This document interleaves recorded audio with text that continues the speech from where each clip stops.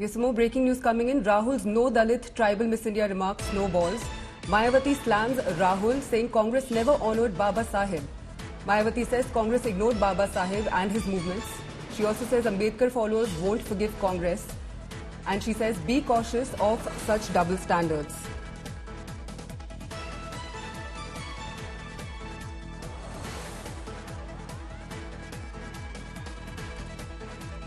Santosh Sharma is joining us on the broadcast for more on this.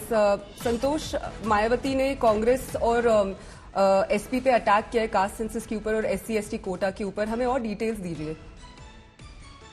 Mayawati ने जो कहा है वो राहुल गांधी के द्वारा जो प्रयागराज में संविधान सभा का एक आयोजन किया गया उससे टारगेट करते हुए कहा कि कांग्रेस हो या समाजवादी पार्टी हो, दोनों ने ही कभी भी बाबा साहब अम्बेडकर का सम्मान नहीं किया, उनके राजकीय शोक घोषित नहीं किया जब भी ये सत्ता में रहे, और सिर्फ उनके दुरुपयोग किया, उनके नाम का दुरुपयोग किया।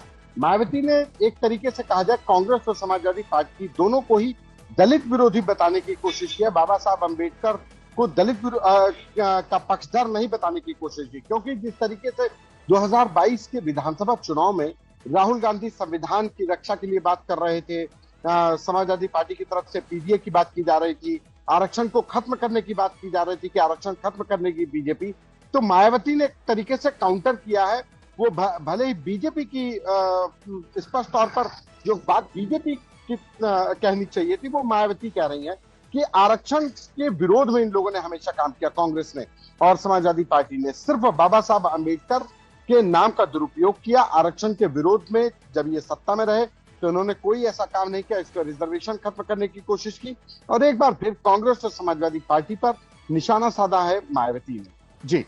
जी शुक्रिया संतोष हमारे साथ जुड़ने के लिए।